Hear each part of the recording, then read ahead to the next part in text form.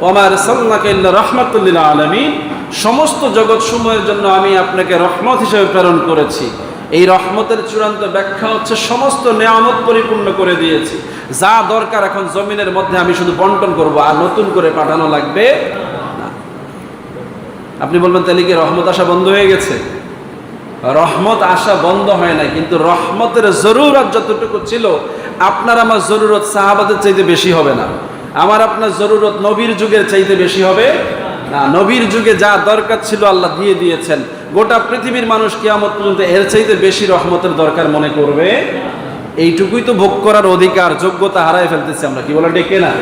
নবীর সাহাবীরা সর্বশ্রেষ্ঠ মর্যাদার মানুষ ছিলেন, এজন্য তাদের উপরে সর্বোচ্চ রহমত ছিল। তারা সর্বশ্রেষ্ঠ মর্যাদার মানুষ ছিলেন, এজন্য তাদের উপরে সর্বোচ্চ নেয়ামত আল্লাহ বরাদ্দ দিয়েছেন বলি সুবহানাল্লাহ। আপনি কি আশা করতে পারেন যে সাহাবীদের চাইতে আপনাকে